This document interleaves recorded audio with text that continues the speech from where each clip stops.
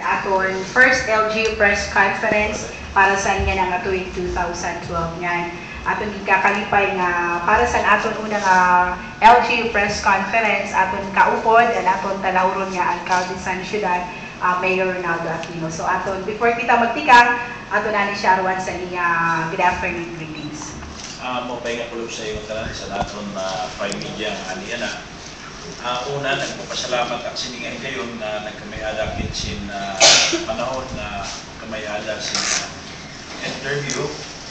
Karuya ko lahat siling ko pa kanina nga, it is my duties and responsibilities and obligation to let the kalpayo nun be informed of what are the plans of the city government for year 2012. Karuya ko lang ipabot na siguro sa maring report kung naman ato nahimo kung mo ipikibo sa siyudad sa Calbayog di kang pag-assume ko office sa tunga bulan sa Mayo pagpadayon sa gintikangan na terms na atong talahor na mayor nawaran na mayor Honorable Ronaldo Isui na karoy ko ipaabot sa iyo na apon mapasok pag bati liwat sin na Happy New Year sa iyo nga tanan.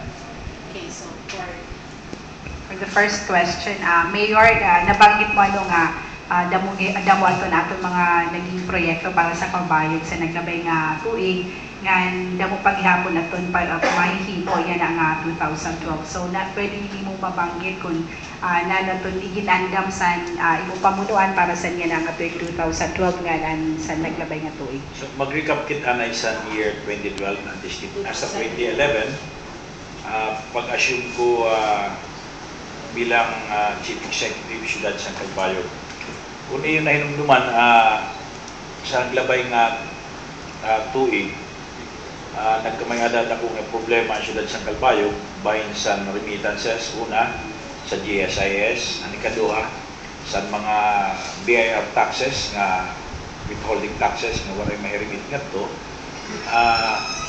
itong ginatagan tayo natong kapatunan in-update naton ang aton remittances sa BIR na nagkamay-ada hindi kayo na aton mga empleyado siyudad sa Calbayog sa pamunuan lokal na maka-avail isang loan sa GSIS.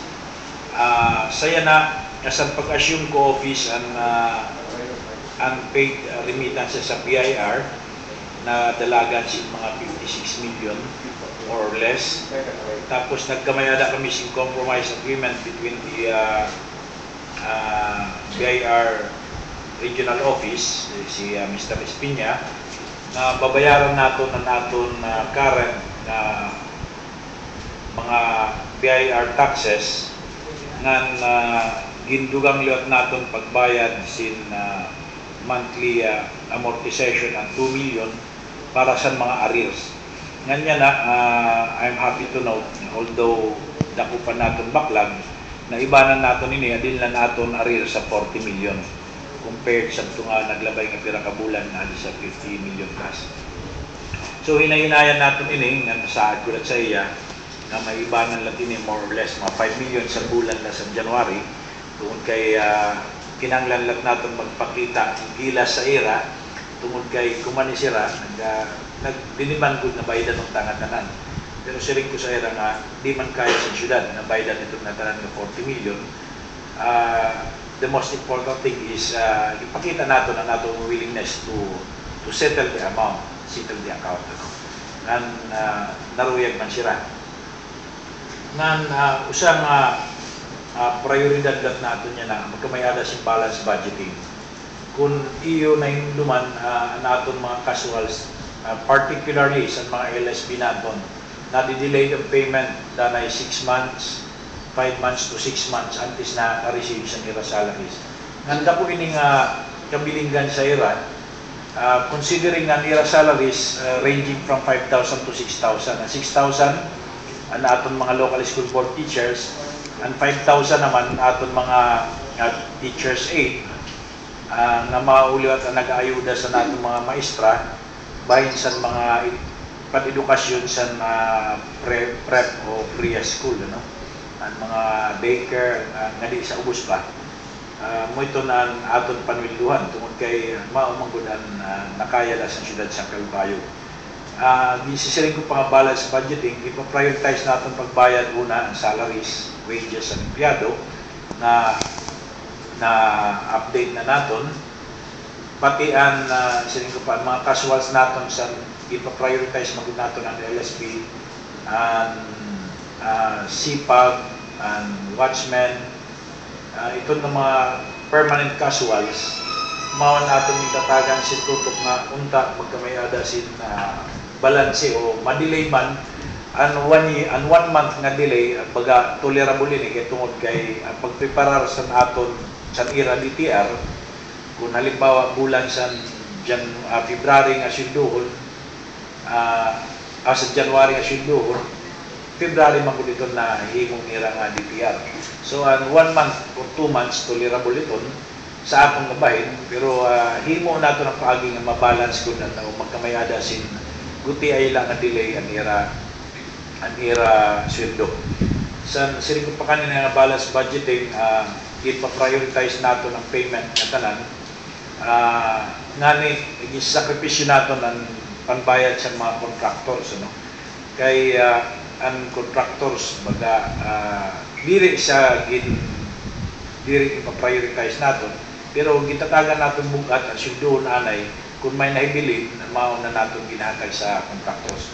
Maarang badak na nasusubuan natin mga contractors kaya they are investing so much for that projects, pero ginilimit nila natin sa 10 to 12 million a month para kabaraydan sa natin 20% development ng mga programa. Sa cost-cutting measure, magpapadayon ang aton belt tightening measure, pinagi siyang una, ang diri pag-employees hindi mo ang kaswal. Ang aton lagi pa-prioritize siya na sining ko pa kanina ang LSB, then CPAG, Watchmen, o mga health-related services nga kinahanglan augmentation sa kaswals. Ang ikatulo natin nga karuyagot paabot sa fiscal management siyudad sa Calbayog ang pag-centralize ang aton procurement through GSO. Sabto, nagkakamayada si procurement nga kada opisina, mapalit printer, mapalit resograph, yan na, i-centralize natin nga di sa GSO. Kaya kung atong pagpinsaron, GSO manggod ang kaangayan sa mga opisina, bahit sa supplies, sira manggod ang kaangayan mag-procure, bahit sa printing, sira manggod ang angay tagan sin responsibilidad.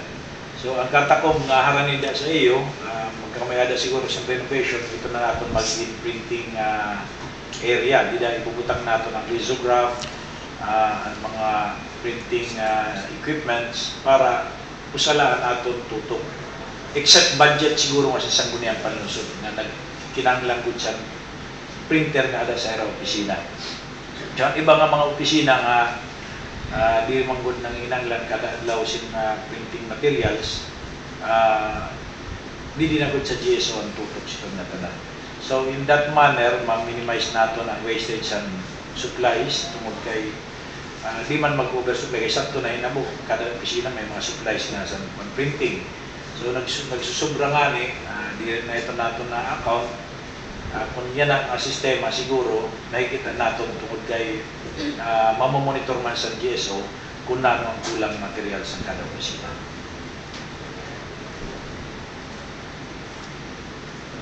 Nga digit sa infrastruktura, kung may dakang karoy ipakyanan, feel free, no? Pag-bagging na lang ako na. Sa infrastruktura, naging sa rin kanina ni Mrs. Aligado, last year, nagkamayada din sa infrastruktura na diin dintagan natong tutok ang drainage system sila sa Calbayog. We reverted the amount of 9.5 million, I think, more or less 9.5 million na puro drainage system na naton gintagan sa tutok. In preparasyon ini sa mga expect natin ng mga uran-uran tungod kay damo na mga claymore sa ibang city streets nga flooded kung nagbubuklos ang makusog na uran, particularly una sa Hinayla, ang ikaduha sa may part sa Awang, Balod. So ito na nato gintagan si tutok di Parawis nga area, nagbuhay kita si 9.5 million para sa preparasyon latin pag-attract sa naton mga investors to come to Calbayog. Kay maranggit na flooded nga ni ang area pag na-demoralize o na-discourage ang investor pagsulod. Maranggit nga ang lugar na babaan nga ni naghamubuan value sa property. Naobserbaran naman natin na isa na nako sa Undoy sa Bagyo sa Manila, nadiin ang mga bisan ang mga marahalon sa tunga subdivision na nakapidad 20 million ang balay sa naabot sa Undoy, andi nala sa 5 million, 3 million babalik niya. So na-depreciate ang value kung